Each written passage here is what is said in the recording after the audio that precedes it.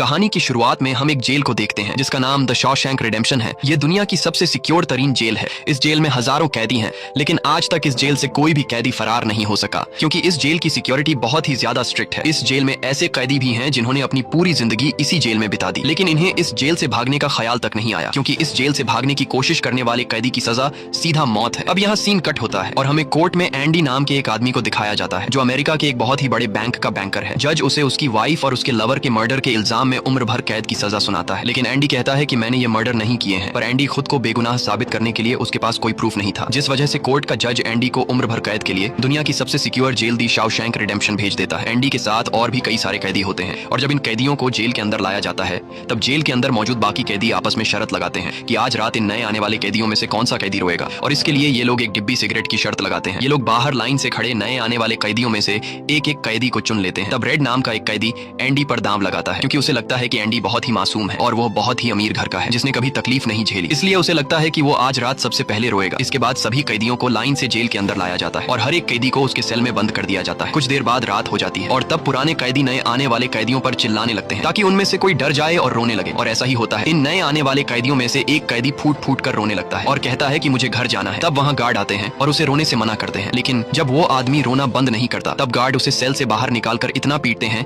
कि वह बेहोश हो जाता है। दूसरी तरफ रेड एंडी पर लगाया हुआ दांव हार जाता है और रेड समझ जाता है कि एंडी बहुत ही स्ट्रांग है क्योंकि इतना डराने के बावजूद उसने एक आवाज तक नहीं की। इसलिए अगले दिन रेड अपने साथी को सिगरेट का एक डिब्बा दे देता है क्योंकि रेड एंडी पर लगाया हुआ दांव हार चुका था। तभी हम एंडी को देखते हैं जो अकेला चुपचाप ब्रेकफास्ट कर रहा होता है। तब एंडी की मुलाकात जेल के सबसे पुराने कैदी ब्रुक्स से होती है। ब्रुक्स को यहाँ इस जेल में लगभग 50 साल पूरे होने वाले हैं। एंडी समझदारी से ब्रुक्स से इस जेल के सभी छोटे बड़े रूल्स और हर एक कैदी के बारे में जानने की कोशिश करता है। तब ब्रुक्स एंडी को जेल का हर एक सीक्रेट बता देता है और वो एंडी से कहता है कि अगर तुम्हें जेल के बाहर से कुछ मंगवाना हो तो रेड नाम के कैदी के पास जाना। ये सुनते ही एंडी भी इंतजार नहीं करता और वह सीधा रेड के पास पहुंच जाता है और रेड से कहता है कि मैंने सुना है तुम बाहर से किसी भी चीज को अंदर मंगवा सकते हो। तब रेड कहता है हाँ मैं मंगवा सकता हूँ, लेकिन ऐसी चीज जो यहाँ से भागने या फिर किसी को मारने में काम ना आती हो। एंडी रेड से कहता है कि मुझे हैमर यानी एक हथौड़ा चाहिए। हथौड़े का नाम सुनते ही रेड कहता है कि तुम्हें हथौड़ा ही क्यों चाहिए, क्या तुम हथौड़े से किसी को मारने वाले तो नहीं हो? तब एंडी कहता है नहीं, मैं किसी को मारने वाला नहीं हूँ, मेरा यहाँ कोई भी दुश्मन नहीं है। ये सुनकर रेड कहता है कि तुम्हारा यहाँ दुश्मन तो नहीं है, लेकिन जल्द ही कुछ लोग तुम्हारे दुश्मन बनने वाले हैं। वो कुछ लोगों की तरफ इशारा करके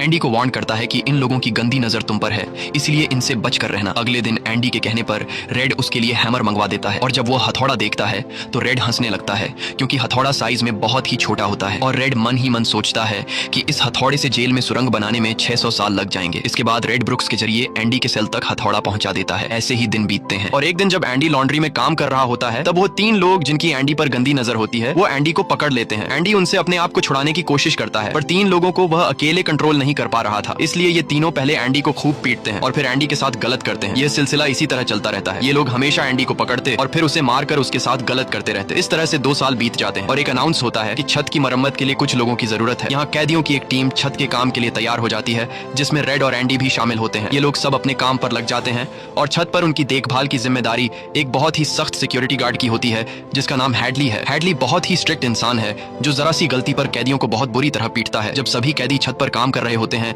तब हैडली थोड़ा परेशान होता है और अपने साथियों से कहता है कि मेरे भाई की हाल ही में मौत हुई है जिसके अकाउंट में $30,000 पड़े हैं। अब मेरे भाई का मेरे अलावा इस दुनिया में और कोई नहीं है, इसलिए उसके पैसे पर मेरा हक बनता है। लेकिन परेशानी की बात यह है कि जब मैं इन $30,000 को अपने अकाउंट में ट्रांसफर करूंगा तब सरकार मुझसे टैक्स के रूप में सारे पैसे ले लेगी। हैडली जब अपने साथियों से यह बातें कर रहा था तब एंडी भी इसकी सारी बातें सुन लेता है। एंडी जो कि एक बहुत बड़ा बैंकर है उसे पता था कि इन पैसों को बिना गवर्नमेंट को टैक्स दिए कैसे निकाला जा सकता है। इसके बाद एंडी बिना सोचे हैडली के पास जाता है और उससे कहता है कि क्या तुम अपनी बीवी पर भरोसा करते हो? ये बात सुनते ही हैडली को गुस्सा आ जाता है और वह एंडी को पकड़कर छत के किनारे ले जाता है, लेकिन उसे नीचे फेंकने से पहले एंडी उसे बताता है अगर तुम अपनी बीवी पर भरोसा करते हो कि वह तुम्हें धोखा नहीं देगी तो तुम आसानी से अपने भाई के पैसे अपनी वाइफ के अकाउंट में ट्रांसफर कर सकते हो, वह भी बिना टैक्स दिए, क्योंकि गवर्नमेंट का एक रूल है कि कोई भी इंसान अपनी पत्नी को पूरे जीवन में $60,000 तक गिफ्ट कर सकता है और इन पैसों पर कोई टैक्स नहीं लगता। और एंडी ये भी कहता है कि अगर तुम बाहर से किसी लॉयर को रखोगे तो वह तुमसे बहुत ज्यादा पैसे चार्ज करेगा, लेकिन मैं ये काम तुम्हारे लिए फ्री में कर सकता हूँ। तब हैडली पूछता है बदले में तुम्हें क्या चाहिए? इस पर एंडी मुस्कुराते हुए कहता है मुझे कुछ नहीं चाहिए, जब तुम्हारा काम हो जाए तुम बस मेरे सारे दोस्तों को बियर पिला देना। और अगले दिन सभी कैदी छत पर बैठकर बियर का मजा ले रहे होते हैं, यानी एंडी ने हैडली का काम कर दिया था, लेकिन एंडी बियर नहीं पीता। वह एक कोने में बैठकर सभी को बियर पीते देखकर खुश होता है। एंडी के साथी भी उससे बहुत खुश होते हैं क्योंकि जेल में बियर पीना ऑलमोस्ट इम्पॉसिबल था, लेकिन एंडी की वजह से उनकी यह इच्छा पूरी हुई। फिर समय ऐसे ही बीतता है और एंडी और रेड की दोस्ती गहरी हो हो जाती है। कुछ दिन बाद जेल में सभी कैदियों को फिल्म दिखाई जाती है और सभी लोग रीटा हेवर्थ की फिल्म देख रहे होते हैं। तब एंडी रेड के पास आकर कहता है, मुझे रीटा हेवर्थ का एक बड़ा पोस्टर चाहिए। एंडी रेड से इसलिए पोस्टर मांगता है क्योंकि पूरे जेल में एक रेड ही था जो बाहर से किसी भी चीज को मंगवा सकता था। इसके बाद एंडी बाहर निकलता है, लेकिन जैसे ही वह बाहर आता है वहाँ वही 3 लोग खड़े होते हैं जो एंडी के साथ गलत करते थे। वह एंडी से कहते हैं, चलो हमारे साथ, लेकिन इस बार एंडी मना कर देता है। एंडी के मना करने पर वो लोग उसे पकड़ लेते हैं और उसके साथ जबरदस्ती करने की कोशिश करते हैं, लेकिन एंडी भी उनका मुकाबला करता है। पर वो लोग 3 होते हैं, जिस वजह से वो एंडी को बहुत ही बुरी तरह से पीटते हैं। पर आज ये लोग एंडी के साथ कुछ कर नहीं पाते, लेकिन एंडी को ये लोग इतना मारते हैं कि एंडी 1 महीने के लिए अस्पताल में चला जाता है और साथ ही वो आदमी जिसने एंडी को मारा होता है उसे 1 हफ्ते के लिए काल कोठरी में डाल दिया जाता है। 1 हफ्ते बाद जब वो वापस अपने सेल में आता है तो वहां पर वही ऑफिसर होता है जिसका एंडी ने $30,000 का टैक्स बचाया था। और इस ऑफिसर को किसी ने बता दिया था कि एंडी को इस आदमी ने इतना मारा है कि वो बेचारा 1 महीने के लिए अस्पताल में चला गया है। अब यहाँ वो ऑफिसर उस आदमी को इतनी बुरी तरह से मारता है कि वो हमेशा के लिए पैरालाइज हो जाता है। 1 महीने बाद जब अस्पताल से एंडी वापस अपने सेल में आता है तब उसे अपने सेल में रीटा हेवर्थ का एक बड़ा पोस्टर मिलता है जो कि असल में एक वेलकम गिफ्ट होता है रेड की तरफ से। इस तरह से दिन गुजरते हैं और एक दिन जेल का वार्डन सिक्योरिटी गार्ड के साथ एंडी के सेल में आता है और उसके सेल की तलाशी करवाता है। सेल की चेकिंग लेने के बाद जब वार्डन को कुछ नहीं मिलता तब वार्डन की नजर सामने लगे पोस्टर पर पड़ती है। वार्डन कहता है कि वैसे तो मैं सेल में पोस्टर अलाउ नहीं करता, पर तुम इसे अपने सेल में लगा सकते हो। दरअसल तलाशी तो एक बहाना होता है। वार्डन को इस ऑफिसर ने बताया था कि किस तरह से एंडी ने उसका $30,000 का टैक्स बचाया, इसीलिए वार्डन अपने फायदे के लिए एंडी से मिलना चाहता था। एंडी के हाथ में बाइबल होती है जिसे वह ले लेता है और बाइबल को लेकर वह यहाँ से निकल जाता है। पर कुछ ही दूर जाने के बाद वह वापस लौट कर आता है और उसके हाथ में जो एंडी की बाइबल होती है वह उसे लौटाते हुए कहता है कि मुक्ति इसी में है। अगले दिन वार्डन एंडी को अपने ऑफिस में बुलाता है और कहता है कि तुम्हारे जैसे इंटेलिजेंट आदमी को जेल की सलाखों के पीछे नहीं रहना चाहिए। इसलिए वार्डन एंडी को लाइब्रेरी का असिस्टेंट बना देता है। लाइब्रेरी में वही बुक्स नाम का बूढ़ा आदमी होता है जो कई सालों से लाइब्रेरी संभाल रहा है। तभी वो ऑफिसर जिसके लिए एंडी ने $30,000 बचाए थे वह एक दूसरे ऑफिसर को एंडी के पास लेकर आता है। असल में उसे ITR का मसला था जिसे कुछ ही मिनटों में एंडी भर देता है, जिस वजह से पूरे जेल में एंडी के चर्चे होने लगते हैं। जैसे जैसे साल बीतते हैं एंडी के पास काम बढ़ता चला जाता है, जिस वजह से एंडी को अपने पास एक असिस्टेंट की जरूरत पड़ती है और वो अपना असिस्टेंट अपने सबसे अच्छे दोस्त रेड को बनाता है। एक दिन लाइब्रेरी में ब्रुक्स एक कैदी के गले पर चाकू रख देता है और वो उसे बिना वजह मारने की धमकी देता है। असल में सरकार ने उसकी सजा माफ कर दी है, पर वो इस जेल को छोड़कर नहीं जाना चाहता। आज उसे इस जेल में पूरे 50 साल हो चुके हैं। उसकी पूरी जिंदगी इसी जेल में बीत गई है और वो बिल्कुल भूल चुका है कि बाहर की दुनिया कैसी है। ये जेल की दुनिया ही उसकी असली दुनिया है और उसे लगता है कि अगर उसने किसी का खून कर दिया तो उसकी सजा बढ़ जाएगी और उसे इसी जेल में रखा जाएगा। एंडी के समझाने पर ब्रुक्स उस आदमी को जिसकी गर्दन पर उसने चाकू रखा था छोड़ देता है। अब न चाहते हुए भी ब्रुक्स जब जेल से छूटने के बाद बाहर आता है तो उसे बाहर की दुनिया बहुत अजीब लगती है। 50 सालों में बाहर की दुनिया की रफ्तार काफी ज्यादा बढ़ गई होती है। जहाँ सड़क पर पहले एक गाड़ी दिखती थी अब सड़कों पर गाड़ियों की भीड़ है। कुछ दिन बाद वो एक सुपरमार्केट में काम करने लगता है, लेकिन उसका बाहर की दुनिया में बिल्कुल भी मन नहीं लगता। उसे बार बार जेल की याद आती है और वो जेल में वापस आना चाहता है। इसीलिए वो कभी कभी सोचता है कि वो कोई क्राइम करे ताकि वह फिर से इस जेल में जा सके। लेकिन ब्रुक्स इस उम्र में कोई भी क्राइम नहीं करना चाहता था और इस भीड़ भाड़ वाली तेज रफ्तार वाली जिंदगी में ब्रुक्स सर्वाइव नहीं कर पाता और अपनी जान दे देता है। मरने से पहले वो जेल में अपने साथियों के नाम एक खत लिखता है जिसे पढ़ते हुए सभी बहुत ज्यादा इमोशनल हो जाते हैं। वहीं हमें जेल दिखाई जाती है जहाँ पर वार्डन एक नया प्रोग्राम शुरू करता है। इस प्रोग्राम में जेल की कैदियों को बाहर ले जाकर काम करवाया जाएगा ताकि उन्हें पता चल सके कि मेहनत से पैसे कैसे कमाए जाते हैं। और कैदी भी इस काम के लिए मान जाते हैं क्योंकि वह सब भी बाहर की हवा खाना चाहते थे और इस तरह से वार्डन इन कैदियों से काम लेता है। पर इस प्रोजेक्ट के जरिए वार्डन को बहुत सारे कॉन्ट्रैक्ट मिल जाते हैं क्योंकि जेल के कैदियों की लेबर बहुत सस्ती होती है और जो बाहर की लोकल कंस्ट्रक्शन लेबर की टीम होती है उन्हें कहीं पर भी काम नहीं मिलता क्योंकि वार्डन उनका काम आधी कीमत पर अपने कैदियों से करवाता है। और वार्डन आधी कीमत पर काम इसलिए करता है क्योंकि कैदी कोई लेबर तो थे नहीं जिनको वार्डन दिहाड़ी दे पाता। इसलिए वार्डन फ्री में कैदियों से काम करवाकर बहुत सारा पैसा कमाने लगता है और उसका यह पैसा ब्लैक का होता है। लेकिन एंडी एक बैंकर होने की वजह से वार्डन का सारा ब्लैक मनी व्हाइट में बदल देता है। दरअसल एंडी इन पैसों को एक ऐसे आदमी के नाम पर जमा करता है जो इस दुनिया में है ही नहीं और वह उसके अकाउंट में सारा पैसा ट्रांसफर कर देता है ताकि अगर कल को पुलिस को पता भी चल जाए तो पुलिस एक ऐसे आदमी को ढूंढ रही होगी जो इस दुनिया में कभी पैदा ही नहीं हुआ। अब यहाँ जेल में एक नया कैदी आता है जिसका नाम टॉमी है। टॉमी बहुत यंग होता है और वह इस छोटी सी उम्र में कई सारी जेलों में जा चुका है। टॉमी एक बहुत ही फ्रेंडली नेचर का था, इसलिए उसकी जल्द ही जेल में बहुत से कैदियों से दोस्ती हो जाती है। एक दिन खाने की टेबल पर टॉमी सबसे कहता है कि मैं पिछले कई सालों से चोरी कर रहा हूँ, इसलिए मैं यहाँ की कई सारी जेलों में जा चुका हूँ और इस बार भी मैं चोरी की वजह से इस जेल में आया हूँ। टॉमी की बात सुनते हुए एंडी उसे कहता है कि अगर तुम चोरी करने के बाद बार बार पकड़े जा रहे हो तो इसका मतलब ये है कि यह काम तुम पर सूट नहीं करता, इसलिए तुम्हें चोरी करना छोड़ देना चाहिए। टॉमी को एंडी की यह बात बिल्कुल ठीक लगती है, इसलिए टॉमी रेड से एंडी के बारे में जानकारी लेने लगता है। टॉमी रेड से कहता है कि एंडी बहुत ही इंटेलिजेंट और डिसेंट इंसान है, उसे जेल क्यों हुई है। रेड उसे बताता है कि एंडी एक बहुत बड़ा बैंकर था लेकिन उसने अपनी वाइफ और उसके लवर का कत्ल किया जिस वजह से उसे उम्र भर कैद हुई। यह सुनकर टॉमी सोच में पड़ जाता है। जैसे उसे कुछ याद आया हो उसके बाद वह एंडी को बुला लेता है। अब टॉमी के सामने एंडी और रेड होते हैं। टॉमी इन दोनों को बताता है कि 4 साल पहले मैं एक जेल में गया था जहाँ पर मुझे एक कैदी मिला और उस कैदी ने मुझे बताया कि एक रात वह एक घर में चोरी करने गया। चोरी के दौरान उस घर का मालिक जाग गया। अब पकड़े जाने के डर से उसने उस घर के मालिक और उसकी पत्नी को मार डाला। बाद में उसे पता चला कि वो दोनों पति पत्नी नहीं थे बल्कि लवर थे और वो औरत एक बहुत बड़े बैंकर की पत्नी थी। कुछ समय बाद जब मैंने अखबार में न्यूज पढ़ी तो मुझे पता चला कि पुलिस ने जब इन 2 मर्डर्स के बारे में जांच की तो पुलिस को शक हुआ कि इन दोनों को बैंकर ने मारा है। इसलिए बैंकर को उसकी पत्नी और उसकी पत्नी के लवर के हत्या के इल्जाम में गिरफ्तार कर लिया गया। यहाँ हमें पता चलता है कि एंडी बेगुनाह था। ये सब जानने के बाद एंडी वार्डन के पास जाता है और उससे ये सारी बातें बताता है, पर वार्डन जानबूझकर उसकी बातों पर विश्वास नहीं करता क्योंकि एंडी वह इंसान है जो उसके काले पैसों को व्हाइट में बदलता है और वार्डन के सारे राज जानता है। इसलिए अगर एंडी यहाँ से चला गया तो वार्डन न तो और पैसे कमा पाएगा और शायद उसके ब्लैक पैसों का राज भी खुल जाएगा। इसलिए वह एंडी से कहता है कि यह एक झूठी कहानी है। मुझे ऐसी कहानियां रोज सुनने को मिलती हैं। एंडी वार्डन से वादा करता है कि अगर मैं आजाद भी हो गया तो मैं तुम्हारा राज ही रखूंगा, लेकिन वार्डन एंडी की कोई भी बात नहीं सुनता। यह देखकर एंडी को बहुत गुस्सा आता है कि मैंने इस आदमी की इतनी मदद की लेकिन आज बेगुनाह होने के बावजूद भी मुझे यह बाहर नहीं जाने दे रहा। इसलिए एंडी वार्डन पर चिल्ला पड़ता है। तब वार्डन एंडी को 1 महीने के लिए काल कोठरी में डाल देता है और उसके बाद वह सीधे टॉमी के पास जाता है और वार्डन टॉमी से पूछता है कि क्या तुमने जो बातें एंडी को बताई हैं वह सारी सच हैं?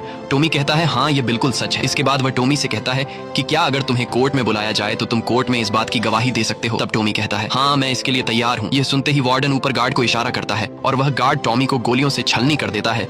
इसके बाद वार्डन एंडी के पास जाता है और उसे कहता है कि टॉमी ने भागने की कोशिश की थी इसलिए उसे गोली मार दी गई। लेकिन एंडी समझ जाता है कि टॉमी को क्यों मारा गया और एंडी मन ही मन सोचता है कि वार्डन बहुत ही घटिया इंसान है। एंडी वार्डन से कहता है कि आज के बाद मैं तुम्हारा काम कभी नहीं करूंगा। तब वार्डन कहता है कि मेरा काम तो तुम्हें ही करना पड़ेगा वरना मैं यह जेल तुम्हारे लिए नरक बना दूंगा। और जाते हुए वार्डन सिक्योरिटी गार्ड से कहता है कि उसे 1 और महीने के लिए काल कोठरी में रखो। काल कोठरी एक बहुत ही खौफनाक जगह थी जहाँ काले अंधेरों में कैदी को पूरे 1 महीने रहना पड़ता था। अब एंडी इस काल कोठरी में 1 महीना तो बिता चुका था लेकिन अब उसे 1 और महीना उसी अंधेरे वाले छोटे से कमरे में बिताना पड़ेगा। बाहर पूरे जेल में यह खबर फैल जाती है कि एंडी उस गुनाह की सजा काट रहा है जो उसने कभी किया ही नहीं था। जेल के अंदर मौजूद सभी कैदियों को एंडी के लिए बहुत दुख होता है। अब काल कोठरी में पूरे 2 महीने गुजारने के बाद जब एंडी बाहर आता है तो रेड उसके पास आता है। एंडी रेड से पूछता है कि क्या तुम कभी इस जेल से बाहर निकल पाओगे? रेड कहता है हाँ, लेकिन तब जब मैं बहुत बूढ़ा हो गया होऊंगा और मेरा दिमाग काम करना बंद कर देगा। एंडी कहता है कि मैं यहाँ से निकलकर मेक्सिको जाऊंगा। मेक्सिको में समुद्र किनारे एक बहुत खूबसूरत जगह है। कहा जाता है कि इंसान अपने आप को वहाँ खो देता है। मैं वहाँ अपना एक रेस्टोरेंट खोलूंगा, समुद्र किनारे अपनी नाव की रिपेयर करूंगा और वहाँ मुझे एक जोगाड़ी आदमी की जरूरत पड़ेगी जो मेरे लिए बाहर से सामान लाया करेगा। असल में वह रेड की तरफ इशारा कर रहा था। रेड ये सुनकर कहता है कि उम्मीद बहुत खतरनाक चीज होती है, ये इंसान को पागल तक कर देती है। तुम्हें सच्चाई की दुनिया में वापस लौटना होगा। मेक्सिको यहाँ से बहुत दूर है। ये कहकर रेड वहाँ से जाने लगता है लेकिन जाने से पहले एंडी रेड से कहता है कि वादा करो कि अगर तुम कभी यहाँ से रिहा हुए तो मेरा एक काम करोगे। रेड कहता है हाँ, मैं जरूर करूंगा। तब एंडी रेड को एक एड्रेस बताता है और कहता है कि जब भी तुम यहाँ से छूट जाओ तो उस जगह जाना जहाँ एक बड़े मैदान के बीच एक खूबसूरत पेड़ है। उसी पेड़ के नीचे मैंने अपनी वाइफ को प्रपोज किया था। वह रेड से कहता है कि उसी पेड़ के नीचे एक दीवार के अंदर तुम्हें काले रंग का पत्थर मिलेगा जिसके नीचे मैंने एक बॉक्स छिपाया है और जब भी तुम रिहा हो जाओगे तो वहां जाकर उस पत्थर के नीचे उस बॉक्स को देखना कि उसमें क्या है। यह कहकर एंडी वहां से चला जाता है और सीधा वार्डन के पास पहुंचता है। वह वार्डन का काम पूरा करके उसके सारे डॉक्यूमेंट्स एक खास तिजोरी में रखता है। डॉक्यूमेंट्स रखने के बाद वार्डन एंडी को अपने कपड़े देता है। वह एंडी से कहता है कि मेरे कपड़े प्रेस करवा देना और मेरे जूतों को शीशे की तरह चमका देना। इसके बाद एंडी वापस अपने सेल में आ जाता है। वहीं दूसरी तरफ रेड आज रात बहुत परेशान होता है क्योंकि उसे डर था कि एंडी कहीं खुद को मार न दे। इस तरह से रात गुजर जाती है और सुबह होती है। सुबह होते ही सभी कैदियों के सेल के दरवाजे खुल जाते हैं और सभी कैदी बाहर आ जाते हैं लेकिन एंडी सेल से बाहर नहीं आता। ये पिछले 20 सालों में पहली बार ऐसा हो रहा था कि कोई कैदी सुबह अपने सेल से बाहर नहीं आया। तब रेड की नजर भी एंडी के सेल की तरफ होती है और रेड की परेशानी बढ़ती रहती है कि कहीं एंडी ने खुद को मार तो नहीं दिया। तभी एक गार्ड बहुत गुस्से में एंडी के सेल की तरफ जाता है लेकिन वहां पहुंचकर जब वह देखता है तो उसकी आंखें खुली की खुली रह जाती हैं क्योंकि अंदर सेल में कोई भी नहीं था और एंडी वहां से फरार हो चुका था। अब हम वार्डन को देखते हैं जो अपने जूते पहनने के लिए निकालता है लेकिन उस बॉक्स में उसके नहीं बल्कि एंडी के पुराने जूते होते हैं और तभी पूरे जेल में सायरन बजने लगता है और यह सायरन होता है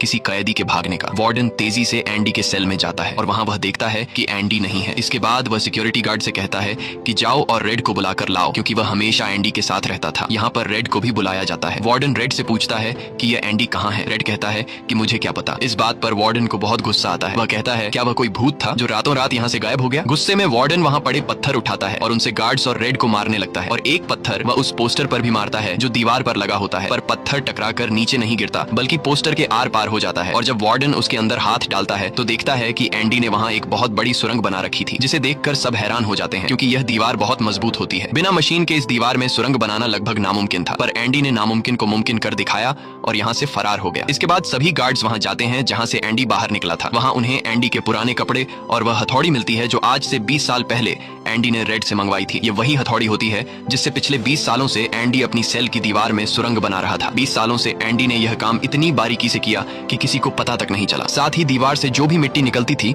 वह उसे अपनी जेब में रखकर ग्राउंड में बिखेर देता था। एंडी ने आखिरी बार जब वार्डन के लिए काम किया था तो वह वार्डन के काले पैसों के सारे डॉक्यूमेंट्स अपने पास रख लेता है और उसके पास जो उसकी बाइबल होती है वह उसे वार्डन की नजरों के सामने चालाकी से उसकी तिजोरी में रख देता है और एंडी वार्डन को ऐसे दिखाता है कि जैसे ये बाइबल नहीं बल्कि उसके डॉक्यूमेंट्स हैं। साथ ही वार्डन ने जो अपने कपड़े उसे प्रेस करने के लिए दिए थे, एंडी पहले वार्डन के कपड़ों को पहनता है और फिर उसके ऊपर अपने पुराने कपड़े पहन लेता है और वे जूते जो वार्डन ने उसे शीशे की तरह चमकाने के लिए दिए थे, एंडी उन्हें पहनकर निकल जाता है। रात को जैसे ही सारी लाइट्स बंद होती हैं, एंडी अपने सेल में की गई सुरंग से बाहर निकलता है। इसके बाद वह एक गटर का पाइप तोड़ता है और उस पतले से गटर के पाइप में रेंगता हुआ उस जेल से फरार हो जाता है जिससे आज तक कोई भी भाग नहीं सका था। हालांकि एंडी जिस गटर के पाइप से रेंगता हुआ बाहर निकला था वह लगभग 2 किलोमीटर लंबा था। अगली सुबह एंडी उस बैंक में जाता है जहां पर वार्डन का सारा ब्लैक पैसा होता है। ये पैसे एक ऐसे आदमी के नाम पर होते हैं जो इस दुनिया में है ही नहीं। ये सारा डॉक्यूमेंट्स का खेल एंडी ने ही तो बनाया था और बैंक में उस अकाउंट के ओनर का जो सिग्नेचर था वह जेल से एंडी किया करता था। इसलिए एंडी को वार्डन का सारा पैसा निकालने में कोई मुश्किल नहीं होती। एंडी के पास उस आदमी के नाम के सारे डॉक्यूमेंट्स होते हैं, इसलिए एंडी बैंक्स में जाकर सारे पैसे निकाल लेता है और ये पैसे होते हैं $3,70,000। यानी कि एंडी न केवल आजाद हुआ बल्कि वह पैसों से मालामाल भी हुआ। और यहाँ हमें पता चलता है कि एंडी जिस दिन से उस जेल में एंटर हुआ था उसी दिन से वह इस काम की प्लानिंग कर रहा था। वार्डन ने एंडी के साथ जेल में बहुत बुरा सलूक किया था और उसने टॉमी को भी मार दिया था, इसलिए वह वार्डन के काले पैसों के सबूत मीडिया को देता है। अगली सुबह यह खबर न्यूज़पेपर में छप जाती है और जब वार्डन तिजोरी खोलकर देखता है तो उसमें उसके डॉक्यूमेंट्स नहीं बल्कि बाइबल होती है। बाइबल के पहले पेज पर एंडी ने लिखा होता है कि तुमने सही कहा था, मुक्ति इसी में है। और जब वार्डन पेज पलटता है तो वह देखता है कि वहां पर हथौड़ी का एक निशान होता है। दरअसल एंडी ने बाइबल के पेजेस को हथौड़ी की शेप में काटकर एक सांचा बनाया हुआ था जिसके अंदर वह अपनी हथौड़ी छिपाया करता था। और आज से 20 साल पहले जब वार्डन पहली बार एंडी की सेल में गया था और उसने एंडी की बाइबल उसके हाथ से लेकर वापस उसे लौटा दी थी, उस समय भी वह हथौड़ी उसी बाइबल के अंदर थी। यह देखकर वार्डन को एक बहुत बड़ा झटका लगता है। दूसरी तरफ वार्डन के काले पैसों की खबर पूरे शहर में फैल चुकी थी, इसलिए जेल के बाहर रिपोर्टर्स और पुलिस वार्डन को गिरफ्तार करने के लिए आ रही होती है। और इससे पहले कि पुलिस उसे गिरफ्तार करती, वार्डन अपने आप को गोली मार देता है। कुछ समय बीतने के बाद एंडी के दोस्त रेड की सजा भी माफ कर दी जाती है और उसे गवर्नमेंट की तरफ से एक नौकरी भी दिलाई जाती है। पर बाहर की दुनिया में रेड का दिल बिल्कुल नहीं लगता क्योंकि उसने अपनी जिंदगी के 40 साल जेल में गुजारे थे। रेड भी उसी कमरे में रहता है जहां पर ब्रुक्स रहा करता था और रेड भी अपनी जान देना चाहता है, पर तभी उसे याद आता है कि उसने एंडी से वादा किया था। इसके बाद वह उस जगह के लिए गाड़ी में रवाना हो जाता है और वह उस बड़े घास के मैदान में जाता है जहां पर एक बहुत बड़ा पेड़ होता है। साथ ही पत्थरों की दीवार भी होती है। उस दीवार पर एक काले रंग का पत्थर होता है और जब वह उस पत्थर को उठाता है तो उसके नीचे एक बॉक्स होता है। उस बॉक्स के अंदर कुछ पैसे और एक लेटर होता है। ये लेटर एंडी का होता है। उस लेटर में लिखा होता है कि एंडी रेड का उसी जगह पर इंतजार कर रहा है जिस जगह के बारे में एंडी ने रेड को जेल में बताया था। उसके आगे एंडी ने लिखा होता है कि उम्मीद अच्छी चीज होती है। इसके बाद रेड उस जगह पहुंच जाता है और जब वह समुद्र किनारे जाता है तो वो देखता है कि एंडी नाव में बैठकर अपनी नाव ठीक कर रहा है। यह जगह, यह सब कुछ एंडी का वह सपना होता है जो उसने जेल में रेड से शेयर किया था और रेड ने कहा था कि उम्मीद अच्छी नहीं होती। इसके बाद यह दोनों एक दूसरे को गले लगाते हैं और इसी के साथ ये कहानी खत्म हो जाती है।